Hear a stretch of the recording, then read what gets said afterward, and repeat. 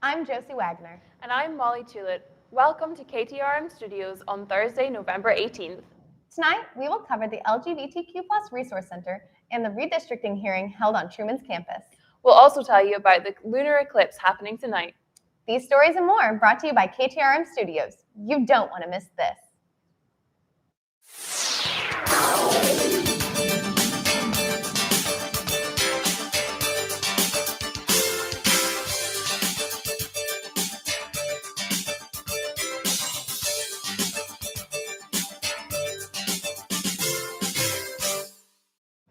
Truman has partnered with educational testing consultants to offer test preparation courses to students of all ages.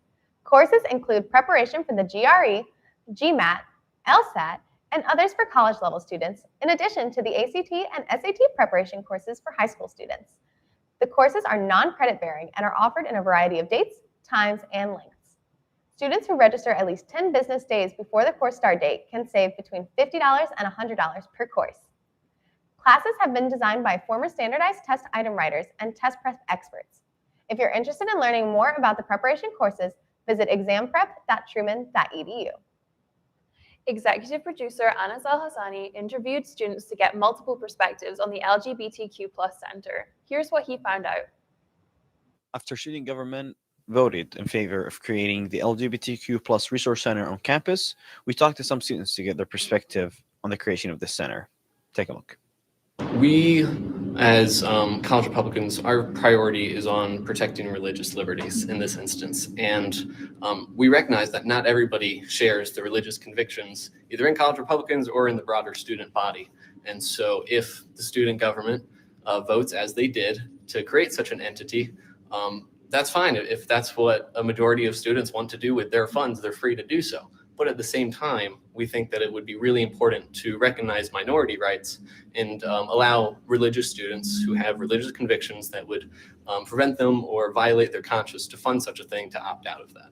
I know that funding was something that's obviously been brought up a lot. Yeah. Something talked about at the meeting a lot. So I think he made it pretty clear that the resolution does not explicitly state where the funding comes from. Yeah. Is that correct? Yeah, it doesn't, because student government doesn't get to decide that. That's not something we can decide. Generally, based on the conversations that I've had, it's been student tuition, but also stocks, state and local funding, everything like that. It just kind of all adds up. And so, yes, there would be student tuition funding it, but that's not the whole thing. That's not even a big portion of it. So what would you say, I think Kennedy, maybe a couple other people pointed out that the amount of funding that would come from student tuition would likely be very small. What would you say to that? I would say, yeah, it's still important. No matter how much money it is, it could be a dime, you're still going against your religious convictions. We want to protect that for all students who want that protection. And they did specify that it goes to administration and they determine what the tuition is going to be spent on and how much their budget is and what's going to go where. So student government right now could tell us that, oh, it'll be $20, but it goes down the road and it gets made, and whatever else happens with administration, it could be 50 or more. We don't know. Okay, so you wouldn't consider like a very small amount of a student's tuition going to something that they don't morally agree with. You wouldn't say that's prohibiting them from exercising their religion? No. Okay. I wouldn't. So then kind of along with that, I'm assuming you wouldn't agree with like the opt-out. No. So the big question now is, what's next? What now? Yeah. What's next? No, that's a question I'm asking too. And that was something that we talked about. Owen talked about, some other senators talked about, is like, what do our resolutions do? And I think the reality is that our resolutions don't mean we pass this, that center is happening tomorrow. That's not really what that means. That means that the student government has showed continued support. Now, when I and other people go into conversations with administration, we say the student government supported this, 1,000 students supported this. That sort of shows us that it's a genuine want and need on our campus. So that helps us have those conversations. Instead of me saying, I think it's important, I can say the student government thinks this is important. So how do we move forward? So one of the first things is finding space. So I think we mentioned that a bit at the end of the meeting, is that we've already been talking to admin, if this ends up happening, where would some places be? So we, in passing, have talked about that. But that's the first thing, is securing that space. And then centralizing all the resources that we talked about, so things like safe zone training, mental health resources, just centralizing those and finding out which offices are involved in that. So that might be the Center for Diversity and Inclusion, might be the Office of Student Life, which is right there. A lot of people are involved in that process. So now it's a matter of moving from, okay, we support this, to, okay, where is it and who is involved in the process. A public hearing was held on Truman's campus regarding the redistricting of congressional and state districts. Reporter Amelia Pelez has the story.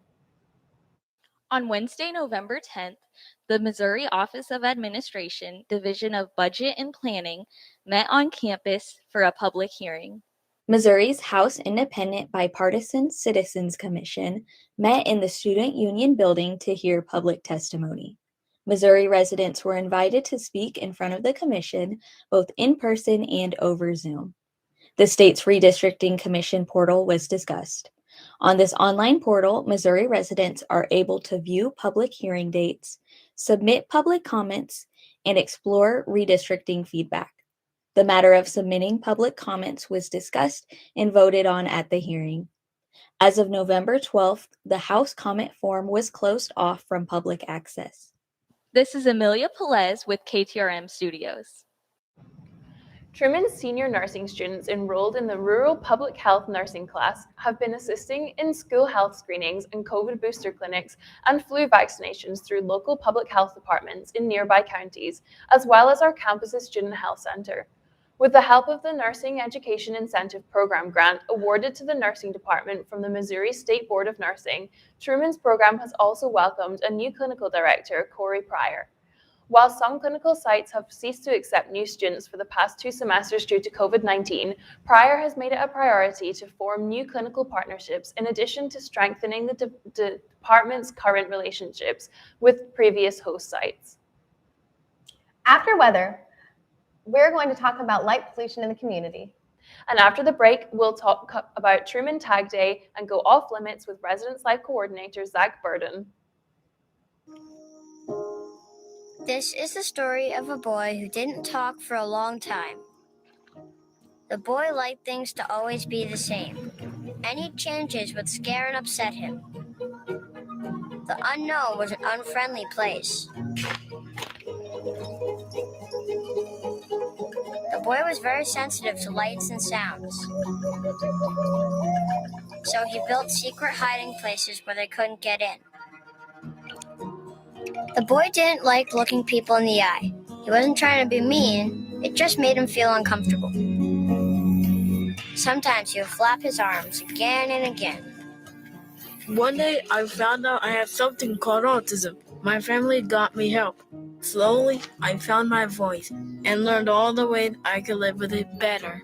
Early intervention can make a lifetime of difference. Learn the signs at autismspeaks.org. Hello. Tonight we will see freezing cold temperature with a low of 25. Going into the weekend, we'll see mostly cloudy skies with an increase in the temperature. On Saturday, we'll see a high of 54 and a low of 37.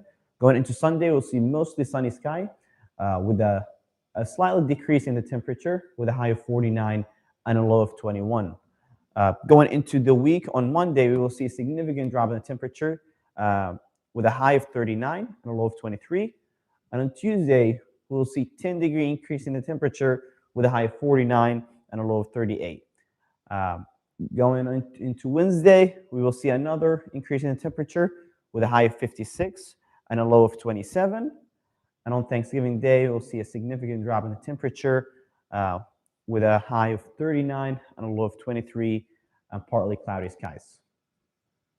This has been your weather forecast. Stay tuned after the break. I'll never forget the day our landlord called and said, read your lease. No pets allowed. My owner tells him my dog ate the lease, but that didn't work. And now I'm stuck in a shelter. But this pit bull is ready for a new crib. I'm loving, loyal, and play well with others. So don't be intimidated by all my muscles, because the biggest one I have is my heart. That's right, I said it.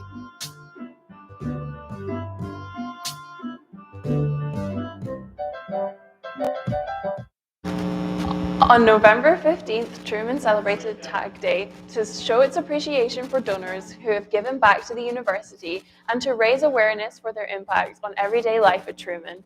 Items around campus were marked with purple tags to show that they were made possible by a gift. Some of the areas include the plaza and the fountain, as well as the Red Barn Pavilion and the Robinson Planetarium. As well as these parts of campus, donors have also provided support with scholarships and student learning experiences. All week, the Alumni Office will be posting pictures on Truman's social media platforms of grateful members of the campus community. Be sure to be watching the skies tonight as a lunar eclipse is said to be appearing over Kirksville. The lunar eclipse, or blood moon, is a celestial event in which the moon passes into Earth's shadow and the light of the sun is reflected onto the moon's surface, giving it a reddish appearance. According to astronomy professor Dr. Vayujit Gokhale, the eclipse tonight is reported to be the largest and longest lunar eclipse to have occurred for nearly 6 centuries. The near total eclipse will peak for 3 hours and 28 minutes starting tonight from roughly 3 a.m. While the moon will be visible over most of Kirksville, it's recommended to view the event somewhere with less light pollution in order to gain the full scope of the event. A Truman Symposium class is reducing light pollution. Here's multimedia editor Claire Osterhaus with that story. We sat down with the professor of the Truman Symposium Illuminate class and talked to him about how he and his class are attempting to reduce light pollution in the Kirksville area. My name is Vayujit Gokhale. I am a professor of physics and astronomy at Truman State University.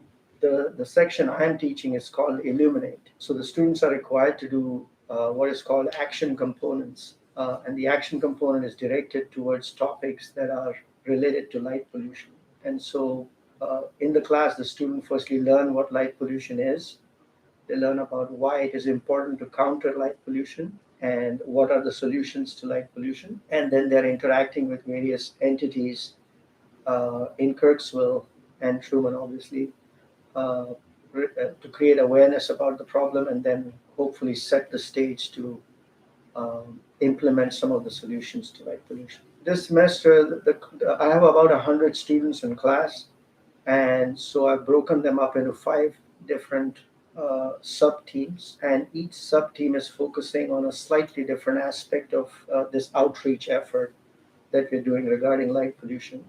So for example, one team is focused on talking to Truman administrators. One team is focused on talking and creating awareness among students at Truman. One team is focused on Kirksville businesses. Another one's focused on Kirksville administrators. And then the 5th team is talking to Thousand Hills State Park. The ability or inability to see stars at night is the symptom of light pollution. And the issue with light, especially blue-white light, is that light gets scattered in the atmosphere because of dust particles, because of the atoms and molecules in the atmosphere itself, and then it can travel very, very far. So depending on how bright your lights are, how badly directed they are, and what color they are, you can see these what are called light domes 200, 300 miles away. So this light keeps scattering in the atmosphere, especially this badly directed light. And it causes what's called sky glow in the sky. And it increases the sky brightness. So instead of where there are no stars, you expect the sky to be dark, black in color. But if you have all this glow coming in from a city, then it's gonna wash over it, and your sky is no longer going to be dark, and so it's going to be harder for you to pick up stars, and so some of the fainter stars are lost. You can only see the brighter stars.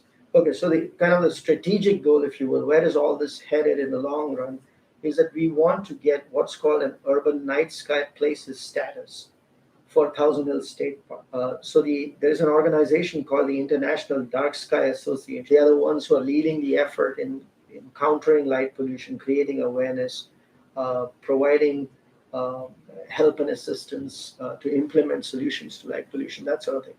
And one of the things they do is that they, in order to commend the efforts of communities or parks in the fight against light pollution, they offer a set of designations, one of which is called the Urban Night Sky Places program. And there are certain requirements for this, meaning your lights should be well shielded, they should be put on motion sensors so they turn off when they are not needed, and then you use amber colored lights rather than blue-white lights. And so we are trying to change the lights at Thousand Hills. But like I mentioned, the glow from Kirksville is encroaching into the sky at Thousand Hills. So we need to get light pollution reasonably under control in Kirksville itself. But the ultimate goal is to get that designation for Thousand Hills. Yeah, so on campus, there are more than 300 of these kind of globe lights, is what I call them. Those lights which are kind of circular globes and then have this metal base. So over the last couple of years, we've started installing these little umbrellas on top of the lights. I don't know if you noticed, they're kind of, metal, what are called dark sky reflectors. So they do help a little bit in preventing the light from going straight up into the sky. So right now, a lot of our lights have those dark sky reflectors, but I think of them as Band-Aid essentially. Like we have this open wound that's bleeding, this light going every which way. And it's a deeper wound than what a Band-Aid could fix. But initially, before we can do the real fix, you need to stop the bleeding. So that's what these dark sky reflectors are doing. And as of now, it's okay. It's better than not having them. But in the long run, whenever the next big renovation happens on campus, where we are changing some of the infrastructure, we should install better light fixtures. Just be aware, just like I said, when you leave the room, you're the last person to leave. There's no one else coming in, obviously. Just turn off the light. Check your own outdoor lighting habits. And like I said, move towards these amber or orange colored lights. When the next time you buy a light bulb, you can still get the same wattage. You can get the same level of brightness, and only have light fixtures that will point the light where it needs to go. So that's not that hard to do. It's a question of knowing, okay, that's what I'm looking for. This is Claire Osterhaus with KTRM Studios. This week, Anas Al-Hassani and I went off limits with Residence Life Coordinator Zach Burton to explore the Kirk Gym and Auditorium.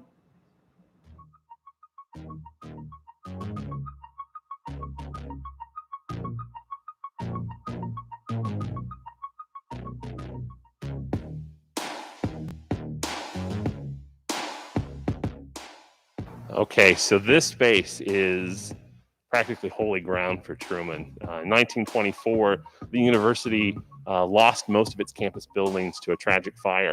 The main building, the original Baldwin Hall, caught on fire. The new library wing, which was attached to it, it also burned down. It drained the campus lake in order to put out the fires and save some of the existing buildings. And this is one of them. The Kirk building was only 2 years old at that time. And students went to bed that night not knowing if they had a university to go back to the next day. Seniors went to sleep that night not knowing if they were going to be able to graduate from this institution. When they all woke up the next morning, there were signs all over town that told people to meet in the Kirk Odd. We're going to figure this out. And this is where they met. The wooden seats will seat about 800 people. But if you put folding chairs down on the floor, this space will seat about 1,500. The university was much smaller than it is now, but at that meeting, it was standing room only, because not only did the students and the faculty and the staff showed up, but the community showed up too. Kirksville and Truman are intertwined in their direction and history, and so everybody came to figure out what was happening. President Kirk is said to have stood up on the stage rather silently. Finally, he said, "I don't know if we can continue as a university." And then I imagine it was like out of a movie. There was a student who popped up out of one of the bleachers, made his way to the staircase and stood next to President Kirk on stage and offered a pledge, something to the effect of, "We understand that a university is more than bricks and mortar. It's about people. It's about ideas. It's about a legacy of those who came before us and a legacy of those who will be here long after us. And I pledge to you today that this place will go on." And one by one, students started popping up out of their seats like it was again out of a movie, offering pledges of support. Faculty members rose out of their chairs and offered to do anything they could to keep the university going.